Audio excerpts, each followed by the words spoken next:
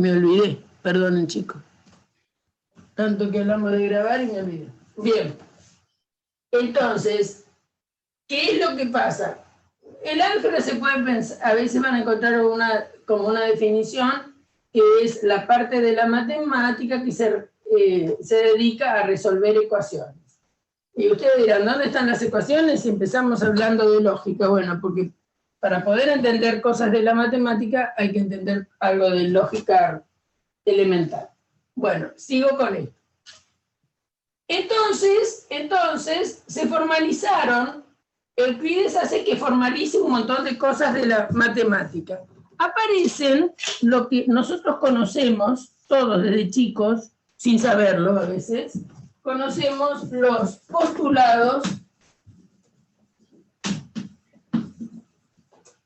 o axiomas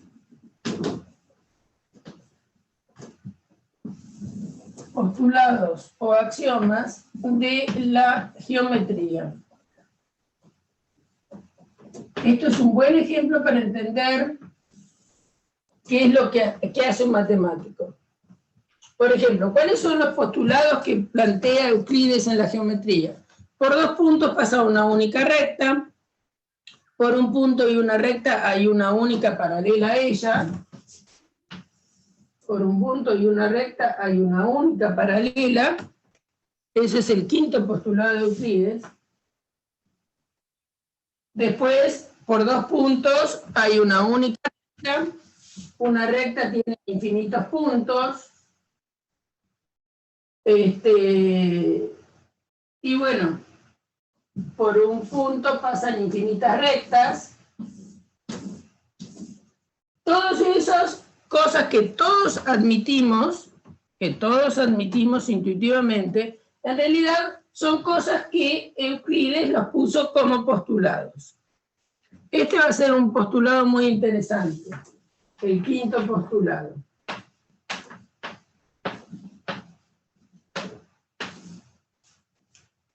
Bien, entonces, ¿qué pasaba? Euclides, ¿cómo hace las deducciones a partir de los postulados? Él es uno de los primeros, que ya les digo, formaliza la matemática. ¿Y qué quiere decir formalizar la matemática? Doy los axiomas, doy reglas de deducción, que es lo que me preguntó un alumno hace un ratito, doy reglas de deducción y voy haciendo demostraciones para lograr lo que se llaman los teoremas.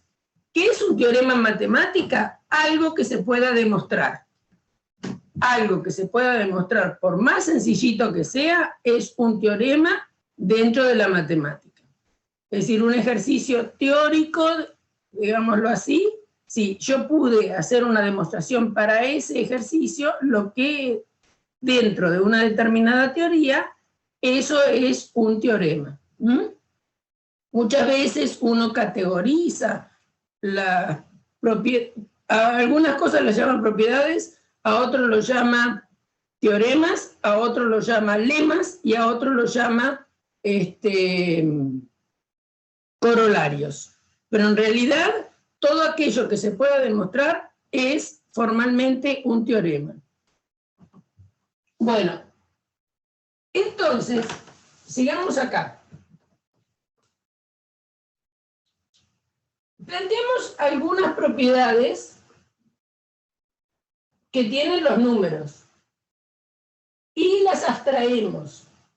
Ya no escribimos números concretos, sino que escribimos letras. Con esas letras hacemos cálculos. Ese cálculo algebraico inspiró después, ya cerca del siglo XVIII,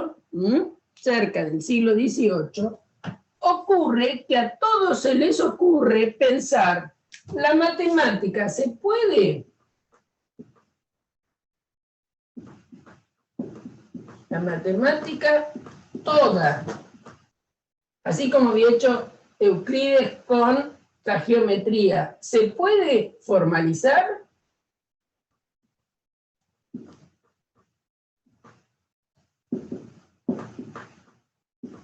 Es decir, ¿puedo encontrar axiomas para todas las ramas de la matemática? Entonces, es ahí donde descollan grandes lógicos importantísimos, ¿no? Que son, por ejemplo, Frege, no son todos contemporáneos, pero yo estoy dando nombres. Frege, De Morgan, Boole, este es súper importante por lo que va a hacer, y todos son importantes, pero les explico algo de Boole, y no sé, ¿quién podríamos poner? Russell,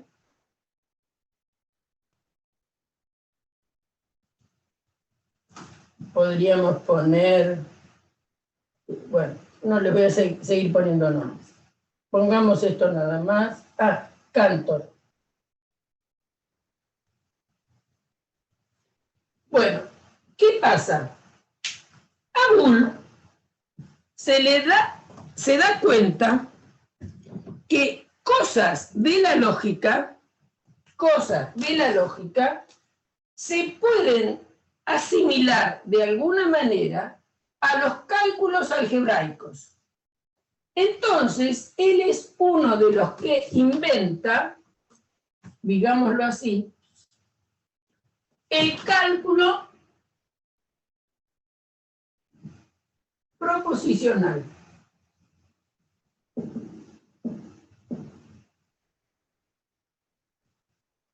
Él va a seguir formalizando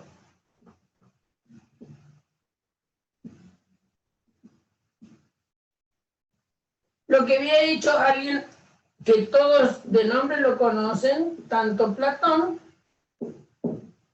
como Aristóteles. Son dos personas distintas, ¿no?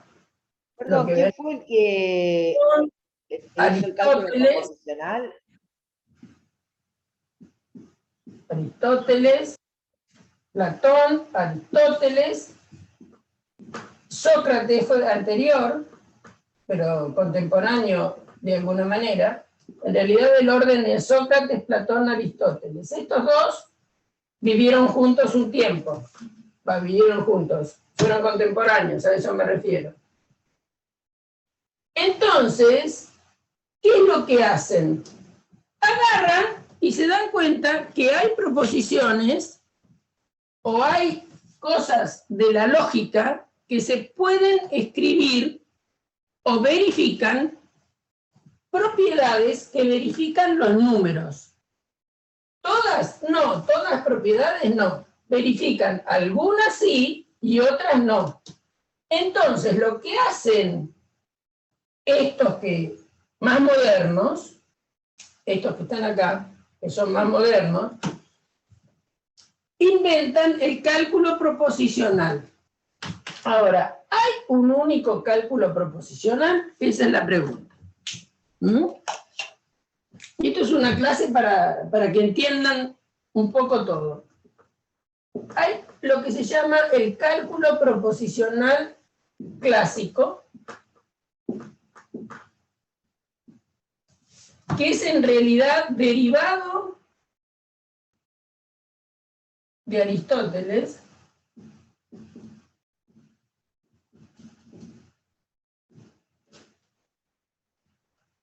pero no es la única lógica la que hay, la lógica clásica. Esto es interesante. Hay muchas lógicas.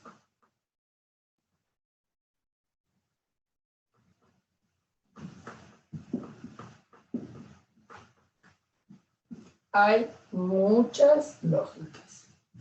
En el cálculo proposicional clásico, que es lo que vamos a estudiar nosotros en nuestras prácticas, dada una proposición, P-proposición, vamos a decir que el valor de verdad de P es verdadero, o si no,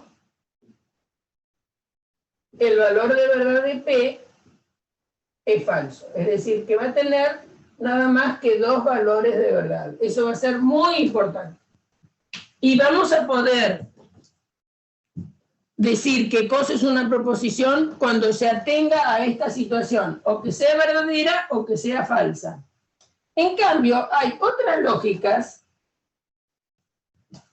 por ejemplo, hay lógicas modales, hay lógicas intuicionistas,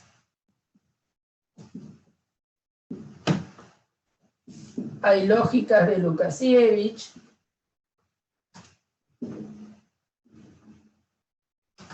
que admiten otro tipo de axiomas, y entonces va a haber, por ejemplo, las lógicas de Lukasiewicz admiten más valores de verdad. Es decir, puede haber cosas que no sean ni exactamente verdaderas ni exactamente falsas. Puede tener 3 valores de verdad dentro de la lógica de Lukasiewicz, pero Lukasiewicz apostó más. Puede hablar de lógicas infinito valentes, que quiere decir que puede admitir muchos valores de verdad. Esto les digo porque por ahí leen que hay otras lógicas. Además de la clásica, que es la que vamos a estudiar nosotros de alguna forma, hay otras lógicas que también responden a la realidad humana y también matemática. Por ejemplo, hay toda una parte de la matemática que hubo una pelea bastante interesante, y una cosa es la lógica clásica y otra fundamentación de la matemática con la lógica intuicionista. Les comento esto por si alguno por ahí lee y dice, ¿cómo? ¿Me dijeron que había una lógica? No, hay muchas lógicas. La lógica proposicional clásica es un derivado de la lógica de Aristóteles, pero hay otras. Lo mismo pasa, y esto va a cuento de lo siguiente, lo mismo pasa con la geometría. Nosotros estamos acostumbrados desde chicos a trabajar con la geometría euclidiana.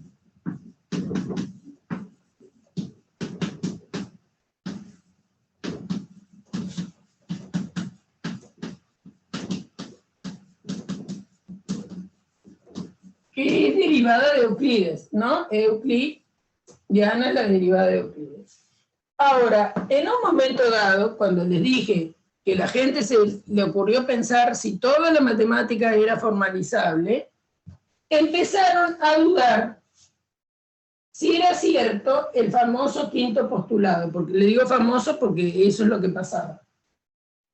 A muchos se les ocurrió pensar si este postulado, que era que por un punto exterior de una recta pasa una única paralela, si había una manera de demostrar ese postulado, si había una manera de demostrar ese postulado. Se logró probar de que no había una manera de demostrar este postulado. ¿Qué quiero decir de demostrar? ¿Será que esto no se deduce de los postulados anteriores? Y no, se demostró que no, que es independiente de los postulados anteriores que había puesto Euclides. Pero hubo gente que generó, yo no voy a hablar más que esto, que generó lo que se llama geometrías no euclidianas.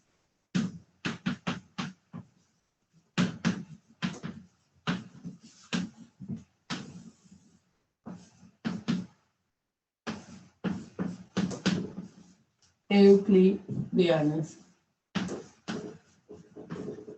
¿Qué quiere decir? Que hay geometrías que le cambian, entre otros, el quinto postulado. Ustedes dirán, ¿sirve para algo? Y sí, sirve para mucho. Es decir, en el momento ese que estoy hablando de aproximadamente 1800, un poquito antes y un poquito después de 1800, aparecieron algunos que cambiaron el quinto postulado por otro postulado y fabricaron abstractamente una geometría no euclidiana. Entonces dijeron, bueno, como siempre los divagues de los lógicos y los matemáticos, cambiándonos las reglas de juego, porque si ustedes piensan, los axiomas son como las reglas de juego de un juego de estrategia. Yo puedo hacer determinadas cosas con lo que propongo, puedo hacer deducciones usando las reglas de deducción que me estaba preguntando un muchacho hace un momento, y entonces, eso, ¿qué es lo que pasa? Vamos a generar algo, ¿va a servir? ¿No va a servir? Bueno, sí, chicos, sirve, ¿eh? Fíjense que sirve tanto como que la teoría de la relatividad de Einstein, la geometría que usa es una geometría no euclidiana. Obviamente que cuando estos investigadores matemáticos fabricaron, entre comillas, la geometría no euclidiana, era como que decían, ¿para qué sirve? Bueno, nunca en ciencia hay que decir que nada sirve. Quién sabe, no es el momento todavía, pero después va a servir, seguramente. Bueno, eso es una disquisición aparte. Bueno, vamos a ir a nuestro cálculo proposicional clásico, que es el que estamos viendo. Yo simplemente les hice esta introducción un poco histórica para que veamos para qué estamos estudiando esto. ¿Por qué? Porque las proposiciones respetan una cantidad de reglas definidas por el hombre, generalizando lo que pasa en el lenguaje corriente. Pero así como tenemos números concretos, como el 2, el 3, el 5, el menos 10, el raíz de 3, etcétera, esos son números concretos, bueno, también podemos hablar muchas veces de letras que están representando números.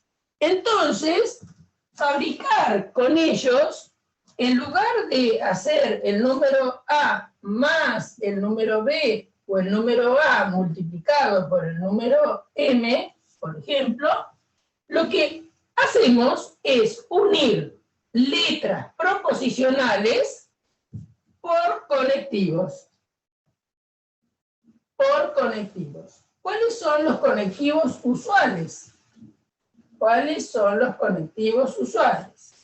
La conjunción, la disyunción, la negación, condicional, son los conectivos usuales. Entonces escribimos la letra P, la letra Q y la unimos con el I. Y esto leemos P y Q. También la podemos unir con la disyunción. Estamos haciendo otra operación.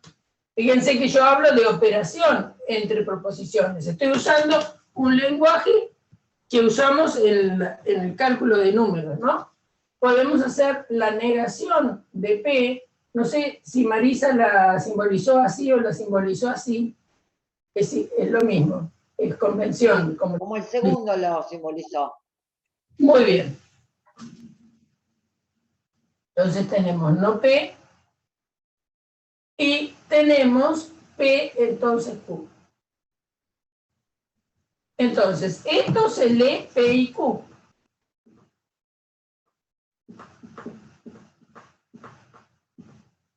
Usamos un conectivo que es el I. P o Q. Acá ponemos una O. El conectivo es el O. Tenemos el conectivo negación. Esto lo leemos no P. Y tenemos P flechita Q, que esta flechita se lee así. Si P, entonces Q. Ahora, P y Q son letras que representan a cualquier proposición que a uno se le ocurra. Entonces, ¿qué nos pasa? Y nos pasa que nosotros le queremos atribuir un valor de verdad a estas nuevas proposiciones que se obtuvieron a partir de las letras P y Q. Queremos atribuir un valor de verdad que nos convenga para estas nuevas proposiciones que se definieron a partir de P y de Q. Yo les voy a comentar lo siguiente. En matemáticas, las definiciones se hacen generalmente para que sirvan. Eso va a venir a cuento porque la mayoría Dice, ¿y por qué la definen así? Bueno, ¿para qué sirvan, chicos? ¿Qué quiere decir para qué sirvan? Porque después, en las aplicaciones matemáticas, me importa que la cosa ande bien. Entonces, uno no define en matemáticas las cosas como se le ocurre. En general, hay un objetivo atrás que tiene el matemático para hacer una definición.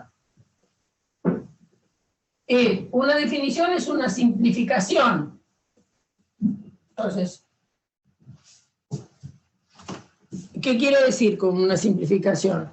Es decir, yo cuando dije 4 es divisible por 2, ¿está bien? 4 es divisible por 2, no digo, como 4 es igual a 2 por 2, y siempre voy a andar arrastrando eso, simplemente decimos 4 es divisible por 2. Es decir, que dar una definición es decir de manera más concisa qué significa que esa propiedad pase. Ahora, yo les vamos a algo súper elemental. Ustedes saben elevar, por ejemplo, el número 2, se me ha ocurrido el 2 hoy parece, 2 al cubo. 2 al cubo, a ustedes le dijeron que tenían que hacer 2 por 2 por 2, ¿no es cierto? Así le enseñaron en el colegio primario. La base decimos que es 2, el exponente decimos que es 3, hacer 2 al cubo es 2 por 2 por 2. Después nos dijeron, bueno, pero también se puede elevar 2 a la menos 2, por ejemplo. 2 a la menos 2, por definición, es 1/2 elevado al cuadrado. Es el inverso de un número elevado al opuesto del exponente. Para que yo pueda hacer esto, este número tiene que tener inverso, entonces la base no puede ser 0. ¿Qué quiero decir? Yo no puedo elevar 0 a la menos 5, por ejemplo. ¿Por qué? Porque 1 sobre 0 no existe. Entonces, para que uno pueda hacer a la menos m, a debe ser distinto de 0. Y a la menos m es 1 sobre a elevado a la m. 1 sobre a, estoy pensando en el inverso del número, porque a por 1 sobre a, todos sabemos que eso da 1, ¿no? Bueno. Ahora, en la potenciación se estudió que hay un montón de propiedades de la potenciación, ¿no? Potencia de potencia, potencia de igual base. Entonces, por ejemplo, si yo quiero hacer 2 al cubo por 2 al cuadrado, es escribir 2 por 2 por 2, 2 por 2, y sumo la cantidad de veces que está el 2, y esto me da 2 a la quinta. Es decir, que esto no es lo mismo, no es otra cosa que 2 a la 3 más 2. ¿Está bien? Y también esta propiedad, que uno la podría escribir así, a la n por a la m, para n y m naturales, me da a la n más m. ¿Está bien?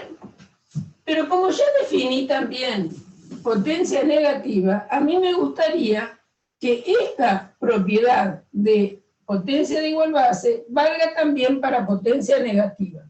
¿Bien? Entonces, yo querría decir, ¿qué pasa si estoy haciendo 2 a la cuarta por 2 a la menos 4? 2 a la cuarta, yo lo estoy escribiendo rudimentariamente,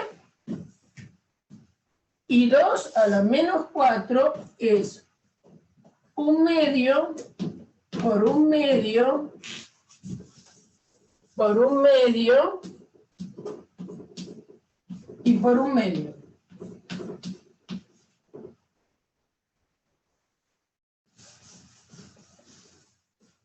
¿Cuánto es esto?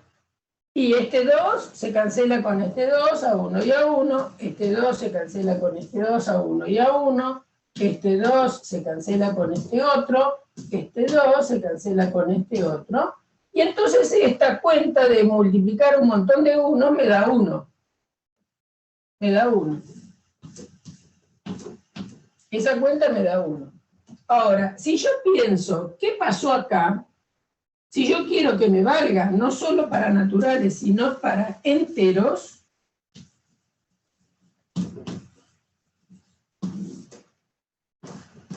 acá me queda 2 a la cuarta menos 4. Y 4 menos 4 es 0. ¿No? 4 menos 4 es 0. O sea que 2 a la 0 me conviene que valga 1. Porque para sí vale la propiedad de potencia de igual base para exponente negativo.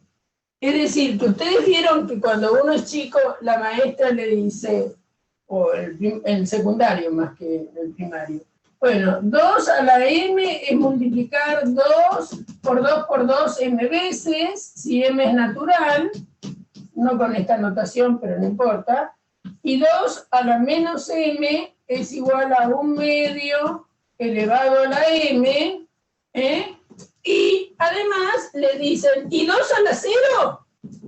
Vale 1. Y usted dice, bueno, a ver, ¿dónde meto el 0? Porque multiplicar un número por sí mismo 0 veces no tiene sentido. Ni en esta, no entra ni en esta línea, ni en esta línea de definición, ni en esta línea. Esto es una definición muy particular. Y decimos que cualquier A que sea distinto de 0, cualquier A distinto de 0, A a la 0 vale 1. Ampliamos la definición, ya no uso el 2, sino que uso una letra para indicar el A. ¿Para qué se define así? Para que sirva. Bueno, entonces, para que sirva, a ver, para que sirva, es lo mismo que se definen las tablas de verdad. Las tablas de verdad se definen como se definen, si uno quiere ser un poco petulante, para que sirvan. Entonces, en general, hay hechos estudios de psicología cognitiva que tanto la conjunción, la disyunción y la negación, casi nadie discute la negación, obviamente, la tabla de verdad y la negación, estas tres tablas son muy aceptadas. La tabla del condicional es muy cuestionada. O sea que si a ustedes no les gusta cómo es la tabla del condicional, les digo, bueno, está bien, es cuestionada esa tabla. Pero ¿saben qué? Se define así para que sirva. Medio asqueroso, ¿no? La respuesta, bueno, es medio como que si te gusta, bien, y si no, jorobate. Pero es así.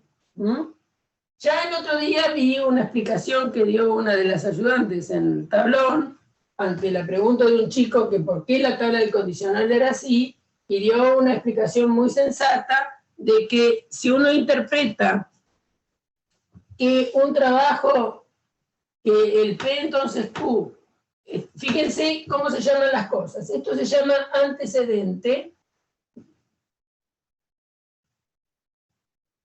y este se llama consecuente.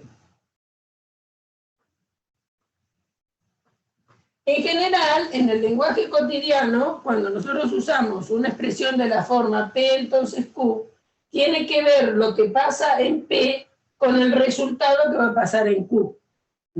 Es decir, por ejemplo, un ejemplito de eso sería, si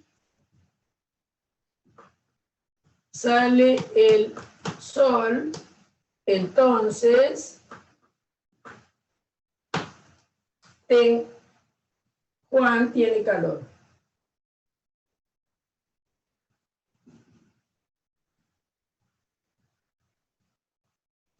¿Bien? Si sale el sol, entonces Juan tiene calor. Hay como una consecuencia del hecho de que haya sol a que el Juan tenga calor. Es decir, por eso es que lo que queda acá como P se llama antecedente y esto se llama consecuente. Es consecuencia de que de que salga el sol a que Juan tenga calor.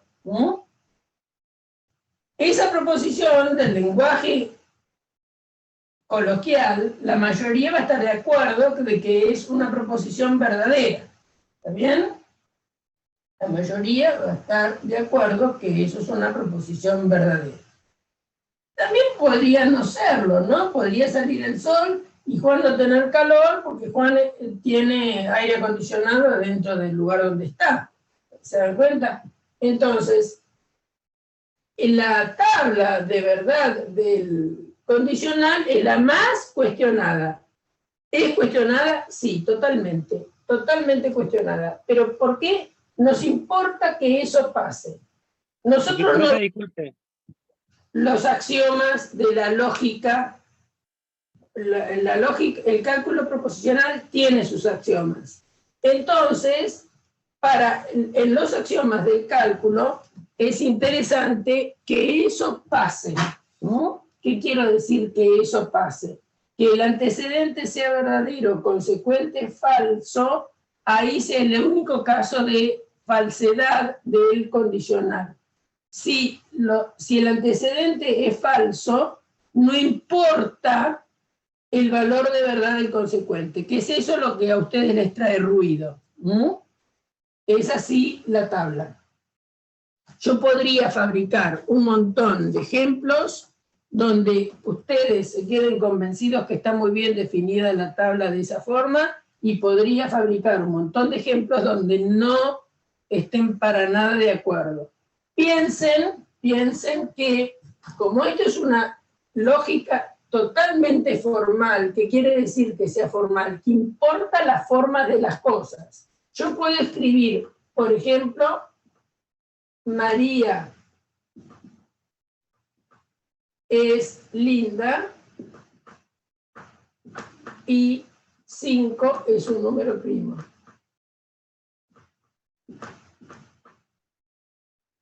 Eso es algo bien formado. María es linda es una proposición y la estoy uniendo con la palabrita y, por lo tanto estoy haciendo una conjunción con 5 es un número primo. Esto es una proposición compuesta. Ahora, ¿tiene algo que ver que María sea linda con que 5 es un número primo? Y desde el punto de vista racional nuestro no tiene nada que ver, ¿no? Pero le podemos atribuir un valor de verdad. Si María es una chica linda realmente, entonces el valor de verdad de esta proposición, María es linda y 5 es un número primo, va a ser verdadera, porque 5 es un número primo, ya lo sabemos. Que sí. Ahora, esta va a depender de qué María estemos hablando. Si esa María es linda, entonces esta proposición será verdadera. Si yo digo, María es linda,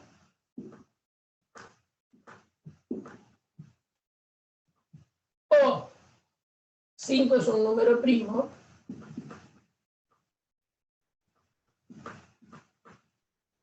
y les pregunto a ustedes, ¿qué opinan del valor de verdad de esta proposición? Que yo uní María es linda con la palabrita o. ¿Qué me cuentan? Pueden abrir micrófono, ¿eh? ¿Qué valor de verdad tiene esta proposición? María es linda. Serían todos verdaderos, menos que los dos sean falsos. Es o uno o el otro, los dos, ¿no? ¿Pero 5 es un número primo o no? No, en ese caso no. Sí, es 5 número primo. Sí, número es un número primo. Bueno, entonces el resultado del valor de verdad de esta proposición siempre es verdadero. Vamos, ¿qué pasa con que si María es linda o no? No interesaría. Claro. De que esto es verdadero, porque 5 es un número primo. Claro. Entonces, como 5 es un número primo, estoy en el caso de que uno de los dos disyuntos es verdadero, ¿no? Cuando estoy hablando de P y Q, cada uno se llama conjunto. Cuando estoy hablando de disyunción, cada uno se llama disyunto. Entonces, con que un disyunto sea verdadero, ya alcanza para que la disyunción sea verdadera. Por lo cual, esta proposición es verdadera, porque efectivamente 5 es un número primo. Acá arriba, en María es linda y 5 es un número primo, voy a necesitar saber de qué María hablo, si me gusta María, si no me gusta, bueno, ahí ya hay todo un problema. ¿Está bien? Ahora, yo también puedo fabricar, ¿no es cierto?, cosas absurdas con un condicional. ¿Qué quiero decir cosas absurdas? Cosas que no es del lenguaje corriente, ¿no? Puedo decir si el número es impar, entonces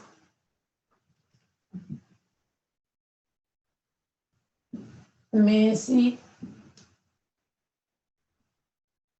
hace goles en la selección argentina. ¿Y qué pasa con eso? Y eso es una proposición bien formada, ¿no? Si el número, vamos a poner 7, por ejemplo, es impar, entonces, si el número, vamos a ponerlo acá, si el número 7 es impar, entonces Messi hace goles en la selección argentina. Bueno, va a depender mucho del partido, ¿no? Yo tendría que decir, precisar un poco más. En general, la mayoría decimos que Messi, pobre, no hace nunca goles en la selección argentina, ¿no? Ahora, si decimos que sí, que él hace goles en la selección argentina, va a depender del valor de acá. Porque si 7 es un número, el número 7 es impar, eso es verdadero. Pero yo puedo unir, fíjense que esto no tiene nada que ver, ¿no? Salvo que alguien esté pensando y haciendo toda una teoría de que, bueno, lo que estamos pensando es el número de la camiseta de un determinado jugador, toda una especulación. Ahora le están haciendo una consulta en el chat.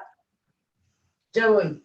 Entonces, hace goles en la selección argentina, fíjense que, ¿qué tiene que ver esto que ya va como antecedente con esto que va como consecuente? No tiene nada que ver una cosa con la otra, pero es formalmente un condicional. A ver, parece que hay algo en el chat. Esperen que yo lo tengo, como estaba mirando otras cosas. ¿Dónde tengo el chat? Acá. Lo tengo cerrado. Ahí. Hola, profe. Esta habla.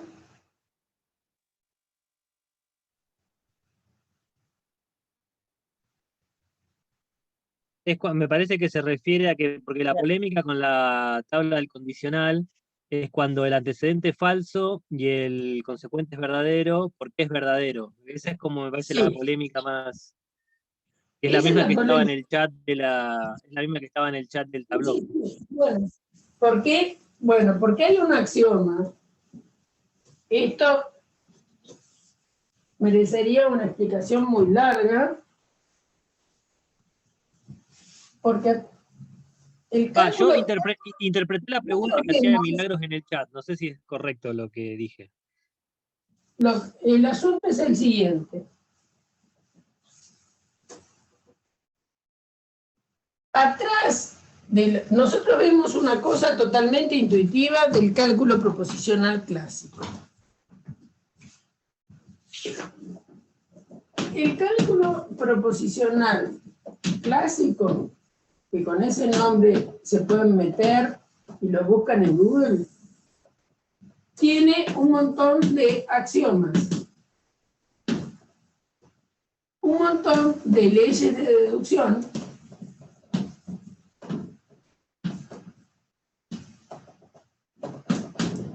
y de ahí surgen los teoremas.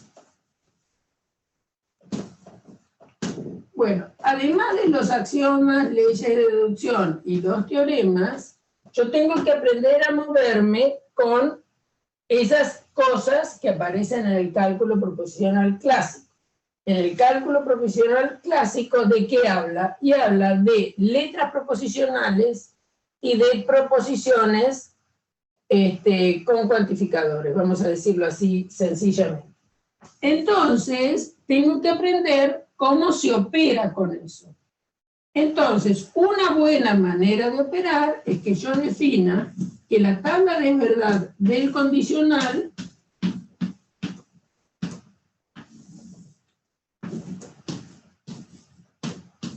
sea la que se dio.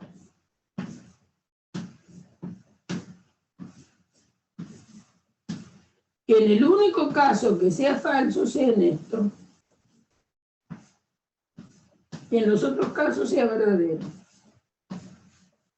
Y vuelvo a decir, ¿para qué se define así? Para que sirva.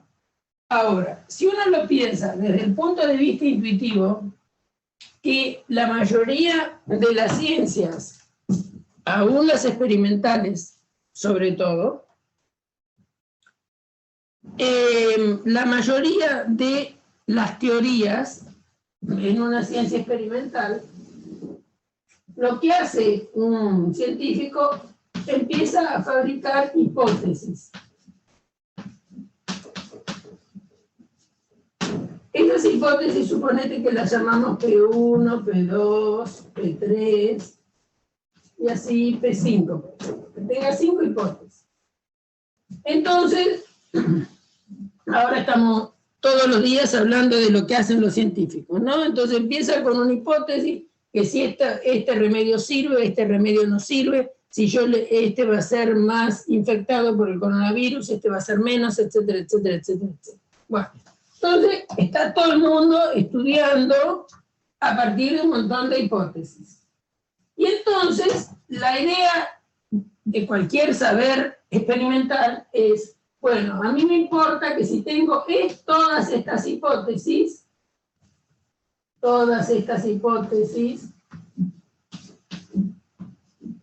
supongamos que acá escribí todas, sacar una conclusión. ¿Y qué me importa? Y bueno, me importa que si las hipótesis son verdaderas,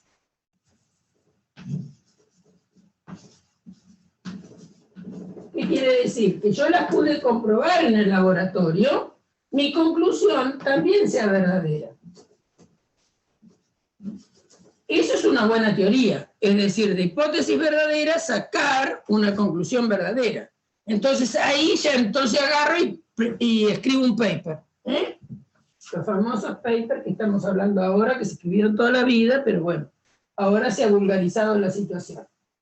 Entonces, de hipótesis verdaderas, me interesa sacar una conclusión verdadera. Ahora, ¿un científico va a agarrar hipótesis falsas para hacer una determinada demostración?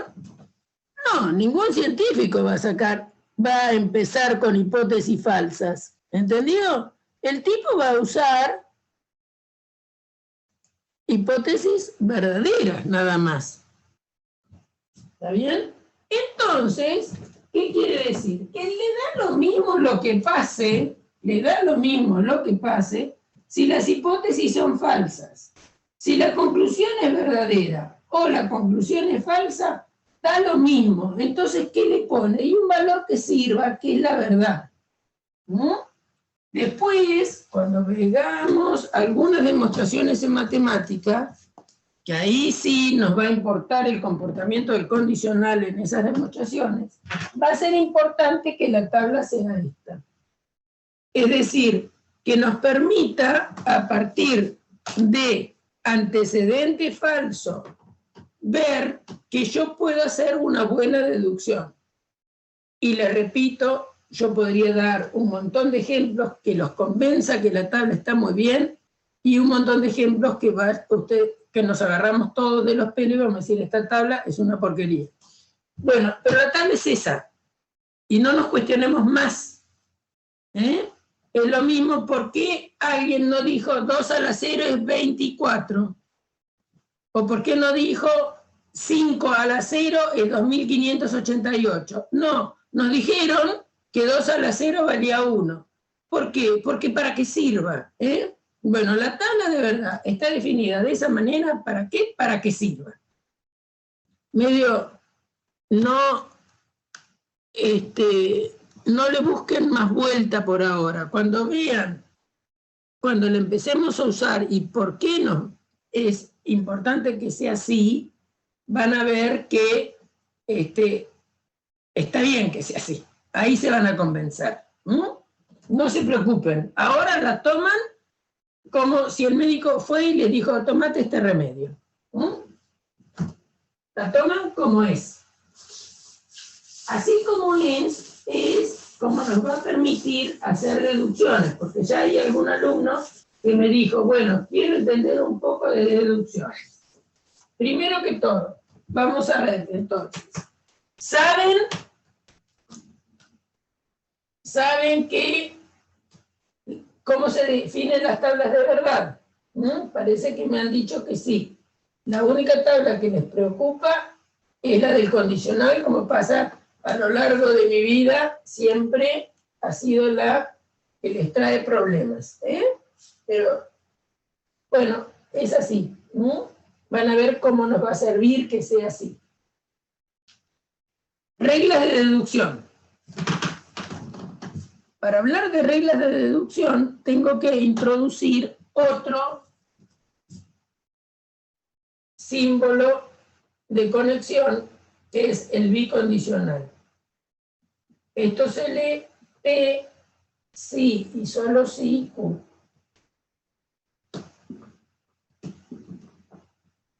Que no es otra cosa que P, entonces Q, esto es una flecha, conjunción Q, entonces P. ¿Por qué eso? Porque si nosotros escribimos P, entonces Q, y lo tenemos esto como dato, digamos, esto es mi original, entonces Q, entonces P, se llama recíproco. ¿De quién? De este. ¿Recíproco de quién? De P, entonces Q. Si tengo no P, entonces no Q, se llama contrario. ¿De quién? De este. Y si tengo no Q, entonces no P, se llama contrarrecíproco.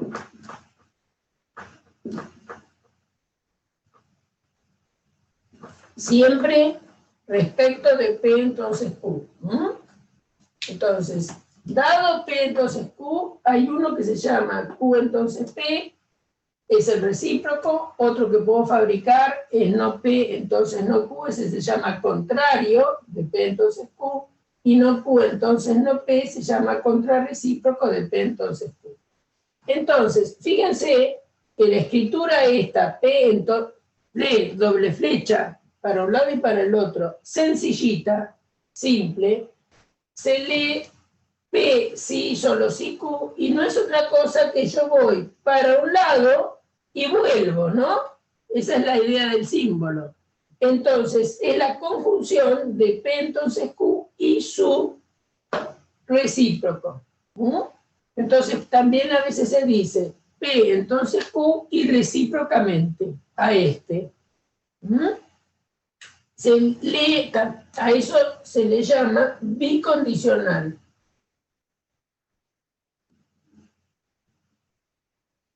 Todos sabemos que el prefijo bi significa doble, ¿no? Entonces es un doble condicional. Voy para un lado y voy para el otro. Eso se puede considerar un conectivo derivado, que es P, entonces Q, conjunción Q, entonces P. Se tienen que dar las dos cosas cuando hablamos de P, entonces Q. Primera observación. Yo puedo decir, fabricar un bicondicional siempre. No tiene que ser algo que tenga que ver para un lado y para el otro. ¿Qué quiero decir con eso? Porque a veces se malinterpreta cuando ustedes pueden hablar de un bicondicional. El bicondicional podría ser algo por el estilo.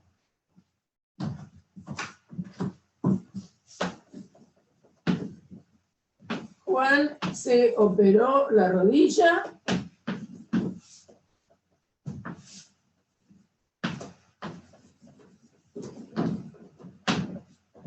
Sí y solo sí.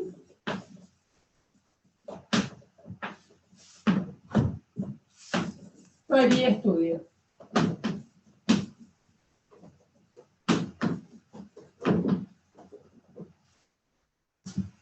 ¿Está bien? El Juan que se operó la rodilla podría ser del Potro, ¿no? Y María estudia podría ser cualquiera de ustedes. Yo puedo establecer un bicondicional entre dos proposiciones que no tengan mucho que ver una con la otra, ¿eh? Porque a veces nosotros presentamos como ejemplo de un sí, solo sí, por ejemplo, el agua está hirviendo, sí, solo sí, el agua está a 100 grados centígrados. ¿Está bien? Eso también es un bicondicional. A ver.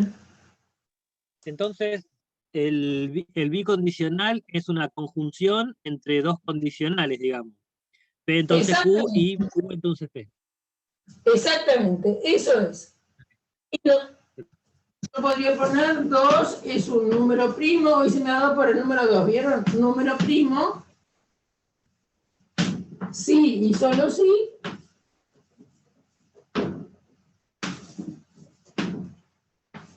El Sol es una estrella.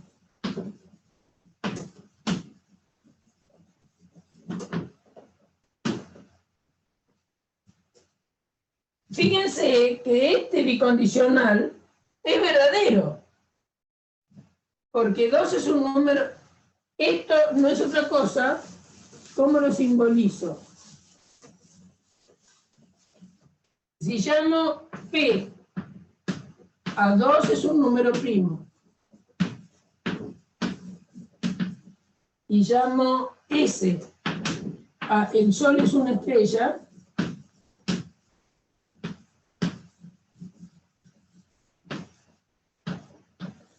entonces la simbolización de esto sería P, sí y solo sí, S, que no es otra cosa que P, entonces S, conjunción S, entonces P.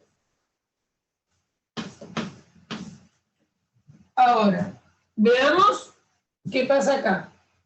¿El 2 es un número primo? Sí. ¿El Sol es una estrella? Sí. Entonces, estoy en la tabla, si pienso en la tabla de verdad de este condicional, estoy verdadero, entonces verdadero va a ser verdadera. ¿Qué pasa del otro lado? Y del otro lado tengo, el Sol es una estrella, entonces 2 es un número primo. Esto es verdadero, verdadero, entonces verdadero es verdadero. Entonces, si esto es verdadero y todo esto también es verdadero, ¿qué me cuentan de la conjunción? ¿Es verdadera o no? Sí, es verdadera. Es verdadero, ese bicondicional es verdadero.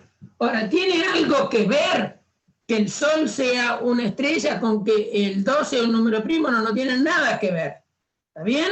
Es decir, eso es, para lo que quiero que me entiendan, es lo siguiente, que la lógica formal que nosotros estamos viendo desde un punto de vista totalmente intuitivo, lo que estamos usando nosotros de la lógica es la forma que tienen las cosas. Por eso se llama lógica formal. Me importa la forma que tienen las cosas, es decir, la estructura que tienen las cosas que nosotros fabricamos con letras proposicionales cualesquiera. Acá yo hice ejemplos de eso, ¿no? Es decir, yo puedo escribir P si solo si S, que no es otra cosa que esta conjunción. Después, si conozco concretamente quién es P y concretamente quién es S, puedo establecer el valor de verdad. ¿Está bien? Cambiemos la cosa. Entonces, si yo acá en lugar de poner el Sol es una estrella, el Sol es un planeta, y no venga alguno a decirme que ahora descubrieron que es un planeta de acuerdo a otra cosa, ¿no? Porque tengo miedo, porque acá tengo alumnos de astronomía.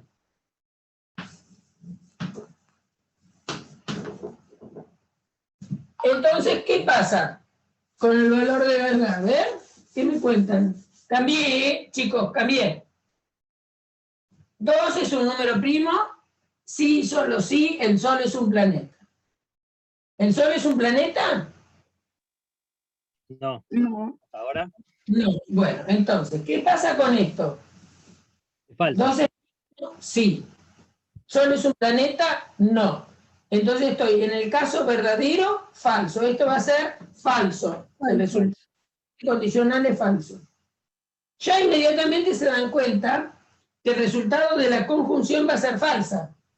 Claro. Porque tengo, esto es falso, esto es verdadero, el resultado de esto es verdadero, por la tabla de verdad incondicional. Pero como tengo que hacer la conjunción de algo falso con algo verdadero, resultado de valor de verdad de este bicondicional es falso. ¿Por qué? Porque uno de los conjuntos que forma parte del bicondicional es falso. ¿Entendido? ¿Sí? Sí.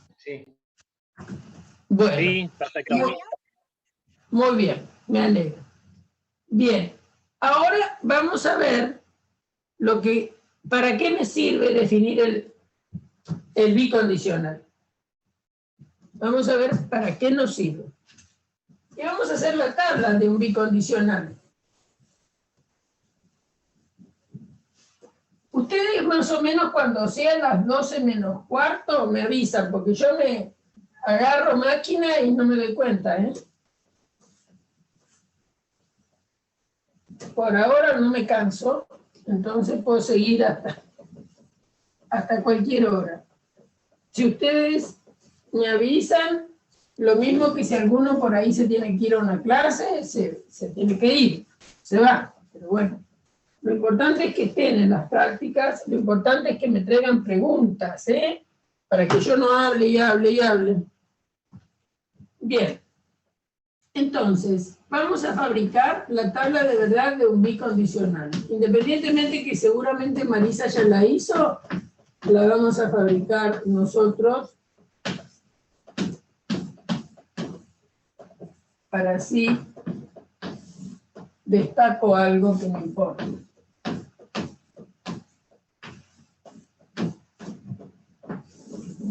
Entonces, lo que estoy haciendo es la puesta en marcha de la maquinita, que es fabricar una tabla de verdad.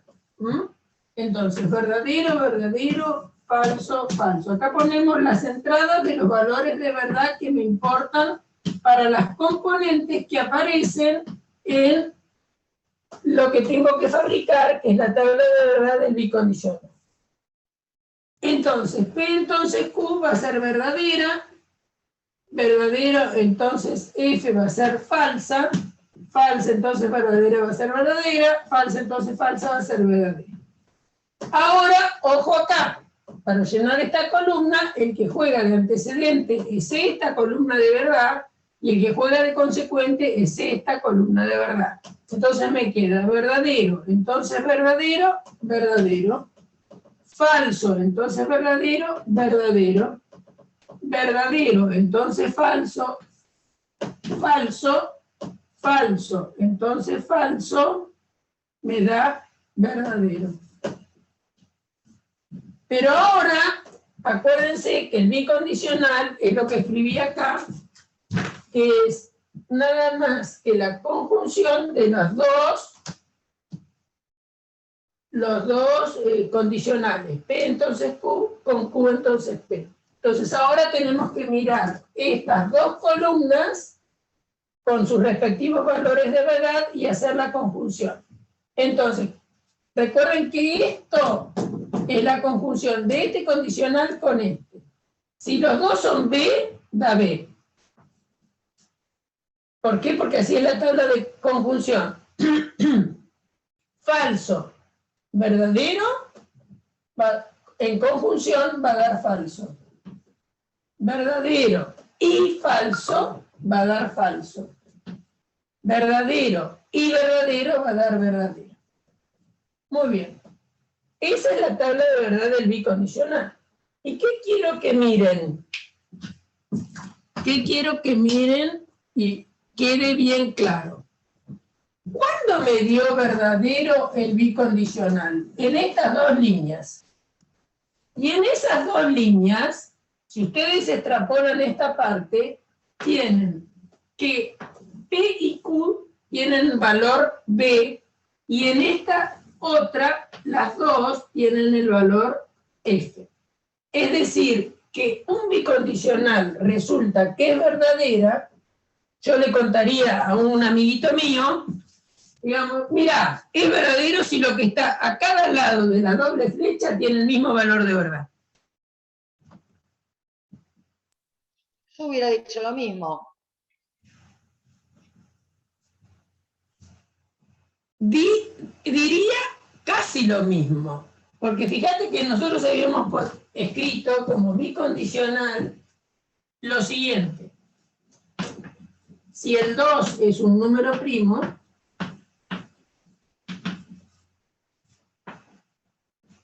si el 2 es un número primo, sí, solo sí.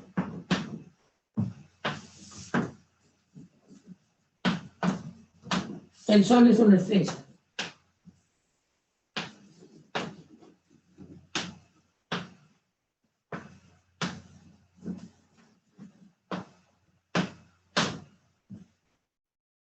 Este bicondicional es verdadero. ¿De acuerdo? Y no dice lo mismo. 2 es un número primo a que el Sol sea una estrella, ¿eh? Ojo con eso. Lo que tienen de igual es el mismo valor de verdad. ¿Está bien, Claudia? Sí, a eso me refería, con que fueran iguales, a que tuvieran el mismo valor de verdad. Tienen ojo con eso, ¿eh? Tienen el mismo valor de verdad. Entonces, el bicondicional va a ser verdadero. Después vamos a ver qué quiere decir lo mismo. Y decir lo mismo está relacionado con esto del bicondicional. Y ahora paso justamente a eso de decir lo mismo. Justamente voy a pasar a decir qué quiere decir lo mismo. Supongamos, ahora vamos a hablar de algo que pareciera que no tiene nada que ver con lo que voy a seguir, pero sí tiene que ver. No tengo idea de la hora que estoy, discúlpenme porque yo no me pongo reloj. Tenemos tiempo. 35, profe. Supongan que ustedes van a... Tienen las chicas sobre todo, aunque ahora los muchachos son muy metrosexuales y algunos, salvo mi hijo, les importa cómo están vestidos, ¿no? Bueno, entonces, mi hijo es de los que usa, ¿cómo se llama? Ojotas con medio. Pero como es tan lindo, no le queda mal. Bueno, el asunto es el siguiente. Supongamos eso que... es una condición, profe, ¿no? Usted es la madre, usted es un lindo. No, mi hijo es lindo de verdad. Bueno, entonces, el asunto es... Los míos también. Hablamos en serio. Supongamos que uno se compró un pantalón azul, ¿está bien? Entonces, charla la piba con una amiga y le dice, bueno, a mí me parece que me voy a comprar una camisa celeste, porque como esa piba tiene ojos celestes, es lo que mejor me queda, la camisa celeste. Y que con el pantalón azul me va a venir bárbaro. Entonces va a la tienda, a un negocio cualquiera, con una muy buena vendedora. Entonces pide una camisa celeste. La vendedora sabe que no tiene camisa celeste. Entonces agarra y empieza a buscar en la estantería y encuentra una turquesa. ¿Está bien? Entonces viene y le dice, ah, mira, encontré esta que te va a quedar bárbaro con el pantalón azul. No, pero ella le dice, no, yo quería una celeste. Pero, escúchame, la celeste y la turquesa, un turquesa clarito era. Este turquesa clarito también te queda bien con el pantalón azul. Aparte con tus ojos te queda bárbaro. Entonces la chica sale del negocio habiendo comprado la camisa turquesa clarito en lugar de la turquesa celeste. Es decir, la celeste y la turquesa clarita no son iguales, pero son equivalentes para el vestuario que ella quería formar. Es decir, muchas veces nos pasa que nosotros no tenemos una cosa exactamente igual que otra que queríamos, pero tenemos otra que es equivalente. Eso en cosas. Supongamos que yo estoy hablando de una persona, y depende en qué ámbito esté hablando, yo puedo decir, sí, Ciro es muy flaco. Y en otro ámbito un poco más elevado, yo diría, Ciro es un nene delgado. Es decir, la palabra flaco y delgado significan lo mismo. Son totalmente distintas desde el punto de vista de la escritura, ¿no? Una cosa, fíjense, que es escribir flaco, y otra cosa es escribir delgado. Pero, si ustedes buscan, estas palabras son sinónimos, ¿está bien? Y formalmente, en cuanto a la forma, yo acá escribí unas letras que no tienen nada que ver con estas que están acá, pero estoy expresando exactamente lo mismo. Flaco y delgado, todos sabemos que significa lo mismo en el lenguaje coloquial. Ahora, en lógica, ¿pasará que algunas formas proposicionales expresan lo mismo que otras formas proposicionales? Bueno, ahí aparece el concepto de equivalencia lógica. Equivalencia lógica, cosa que es súper importante. Equivalencia lógica.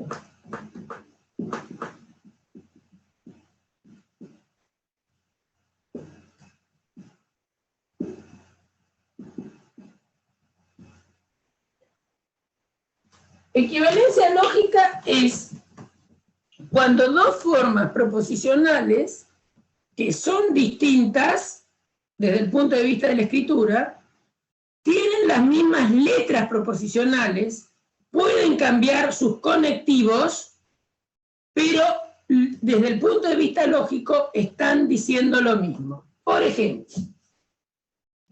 si yo digo lo siguiente, no es cierto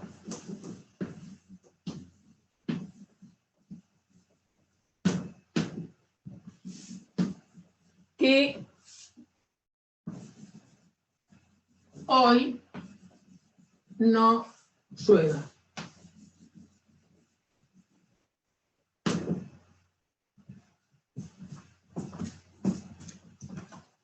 Vamos a simbolizar eso. Esto es una proposición compuesta. Hay una simple que es hoy llueve.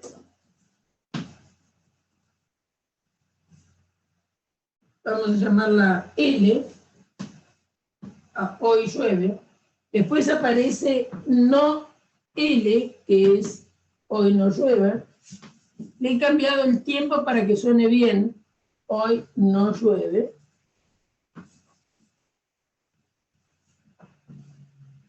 Y esta, no es cierto que hoy no llueve, no es otra cosa que no L. Ahora, ¿qué interpretan ustedes con que no es cierto que hoy no llueve? Que hoy llueve. Que hoy llueve, ¿no? Decir no es cierto que hoy no llueve es lo mismo que decir hoy llueve. Está lloviendo, sí. O sea, es como una doble negación. ¿Están de Una acuerdo? doble negación. Hay una Negás la doble negación. Niego la negación. Niego la negación. Entonces, yo estoy diciendo de una manera bastante rebuscada, ¿no es cierto? No es cierto que no llueve, es lo mismo que decir hoy llueve. ¿Estarían de acuerdo? ¿Está diciendo lo mismo? Sí. Sí, vale. Bueno, vamos a probarlo. Vamos a probar que esas expresiones son lógicamente equivalentes. ¿Cómo se prueba que algo es lógicamente equivalente con otra cosa? Se prueba así. Tenemos una forma proposicional P que está formada con letras, supongamos que sean P, Q, R, S, etc. Una forma proposicional Q formada con las letras.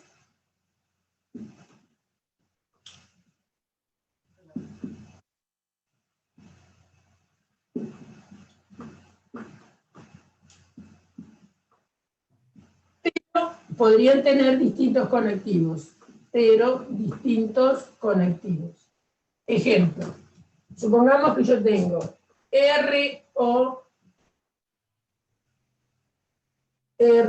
Profesora, no alcancé a ver lo que puso abajo de...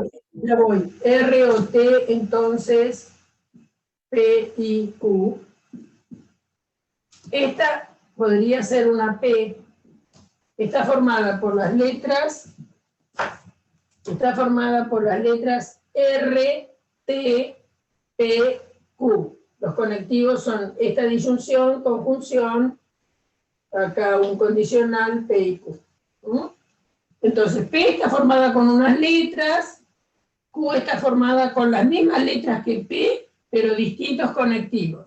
Una Q que tenga las mismas letras que esta podría ser T, entonces R, O, P, todo esto, y Q. Eso sería un ejemplo de formas proposicionales fabricadas con las mismas letras, distintos conectivos. ¿Bien?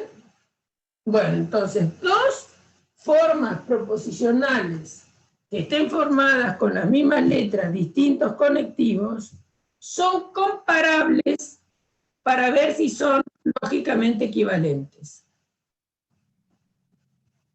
Estas no lo van a hacer, pero no importa, es simplemente para el ejemplo de que estén formadas por las mismas letras. Lo que yo voy a decir, cuando dos formas proposicionales son lógicamente equivalentes, y lo voy a escribir así, P va a ser lógicamente equivalente con Q, y fíjese que en notación puse una doble flecha gordita, sí y solo sí, P bicondicional Q es siempre verdadero.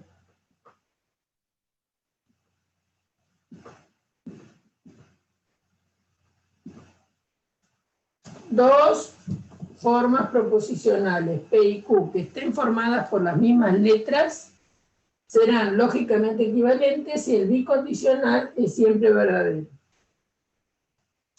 Por ejemplo, luego lo tienen seguro como ejemplo de práctica, probar que la negación de P y Q es lógicamente equivalente con la negación de P, disyunción, la negación de Q.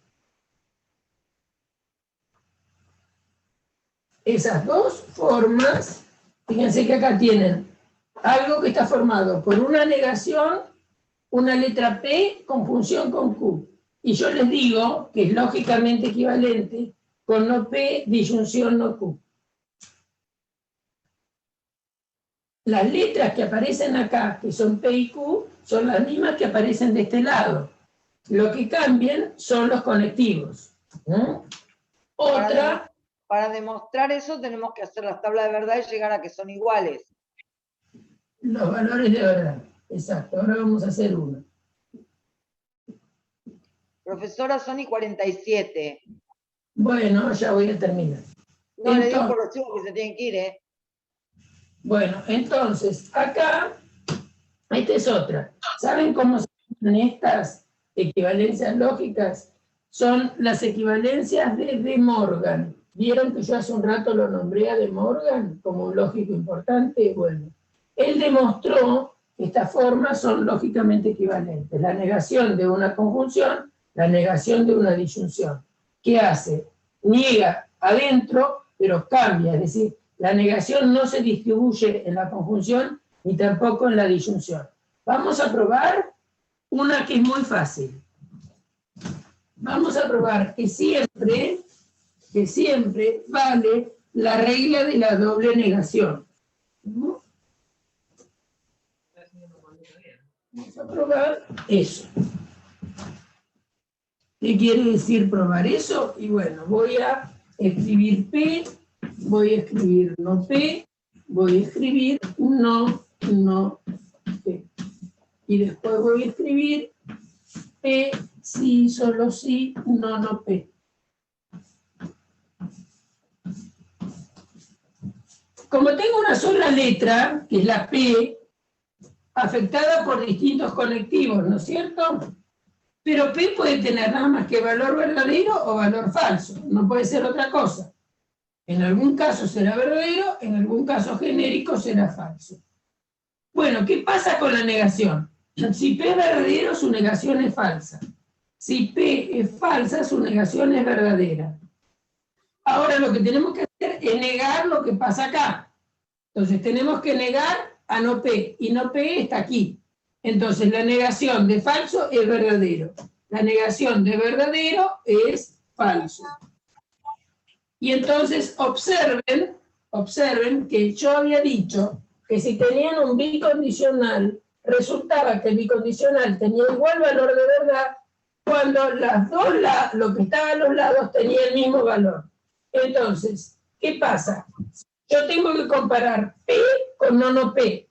En el primer renglón, las dos son B, por lo tanto el bicondicional es B. F, lo tengo que el P, que acá es F, lo tengo que comparar con el no P, que también es F. Entonces, de acuerdo a lo que vimos arriba, esto es B. Es decir, que en cualquier instancia de verdad, no sé qué le pasó a esto, en cualquier instancia de verdad, ¿no? Acá tenemos nada más que dos instancias de verdad porque tenemos una sola letra, entonces la letra puede ser verdadera o falsa, y nada más, su negación puede ser falsa o verdadera, su doble negación puede ser verdadera o falsa, y ¿qué vemos? Que en cualquiera de los dos renglones que yo tengo, siempre el bicondicional me dio verdadero. Entonces, como ese bicondicional me dio verdadero, puedo concluir que entonces tengo una equivalencia lógica ya probada, y es que P es lógicamente equivalente con no P. Seguramente que alguno que piensa como la negación, como tomar el opuesto de un número, ¿no? Eso nos hace acordar a esto, ¿no? La negación un poco, piensen que es como si fuera el opuesto. Si ustedes toman menos 3, ¿qué les da? ¿Qué es menos 3? 3, ¿no? 3. ¿Está bien? Es decir, si ustedes tienen el número 0 y acá tienen el número menos 3, y ahora le buscan su opuesto, el opuesto de menos 3 da 3. Es como que si yo le tomo el opuesto a este, me vuelve a dar este. ¿Sí? Es decir, esas son las cosas que pensó Boole que merecía formalizar un cálculo, ¿está bien? Un cálculo con las letras proposicionales. Bueno, ¿me entendieron? ¿Les gustó? Aunque ustedes no me hicieron ninguna pregunta, tuve que hablar yo todo el tiempo en el aire. Sí, se entendió, estuvo bueno. ¿Les sirvió? Creo que estuvo bueno. Gracias. Sí. Bueno, lástima que Estuvo muy buena. no llegué a lo que tenía un alumno, que fue el único que planteó preguntas, que era, ¿qué pasaba? ¿Cómo hacíamos las deducciones? Bueno, pero para hacer deducciones yo tengo que saber un poco de equivalencia lógica y cómo se demuestra. Por eso tardé yo un poco. quería saber un poco también del tema de las tautologías y cómo demostrarlas. Tautología es esto. Tautología es esto. Algo que siempre te dé verdadero. Tautología es una cosa que siempre sea verdadera. Eso es una tautología. Es un nombre disculpe, cuando... que para cualquier instancia de verdad sea verdadero. Tautologías fáciles de tener. A ver dónde tengo un trapo. Una tautología, por ejemplo, podría ser esta. P o no P. Esto siempre es verdadero. Una contradicción es P y no P. Porque si P es verdadero, ya la disyunción va a ser verdadera. Si P es falsa, entonces no P es verdadero. Por lo tanto, esta disyunción es verdadera. Siempre. O sea que esto es una tautología. Una contradicción es algo que siempre es falso. Cualquiera sea P el valor de verdad, si P es verdadera o su negación va a ser falsa. Por lo tanto, la conjunción va a dar falso. Si P es falsa, su negación va a ser verdadera. Pero en una conjunción tienen que ser las dos B. Entonces acá es falsa. Este es el ejemplo más sencillo de tautología y este es el ejemplo más sencillo de contradicción. En la vida lo que más tenemos son contingencias, a veces cosas que sean verdaderas y cosas falsas. ¿Sí? Una consulta, profe. Cuando usted dice, porque yo le había preguntado sobre ese ejercicio que dice modus tollens, ¿ese es el de deducciones? Claro. Ah, ok, no sabía que era lo mismo. Listo, bueno, lo vemos la próxima entonces. Nos vemos el lunes y espero llegar a esa parte, ¿eh? Reglas de deducción son aquellas pequeñas reglas que te permiten ir haciendo demostraciones. La más sencilla de todas es la modus ponens, ¿no? Es que si tenés P, entonces Q, y te afirmás P, entonces podés deducir Q. Esta se llama modus ponens. Es una manera de deducción muy clásica, ¿no? Es decir, si estudio, lo que piensa cualquier estudiante, si estudio mucho, entonces apruebo el examen. Estudio mucho y concluyo. Apruebo el examen. En teoría tendría que dar una tautología, ¿no, profe? Lo que es una tautología es esto. A partir de esto vos fabricás P, entonces Q, Claro. función P, todo ese condicional, esto como antecedente, meto Q acá, y esto es tautológico. Si esto es tautológico, es decir, si esto es verdadero, entonces esta es una buena manera de razonar. Incluso el ejercicio dice... Ese razonamiento...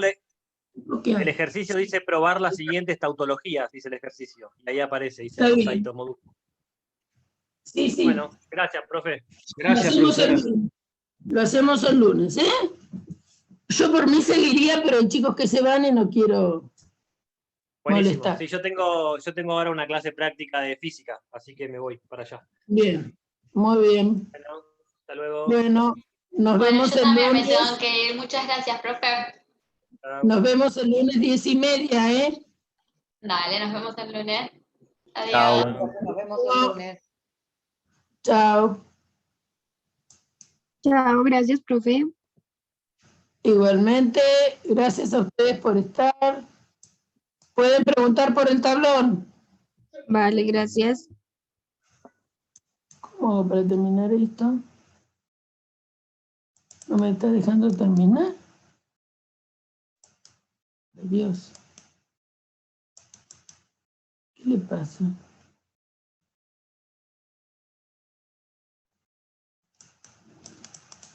Sí.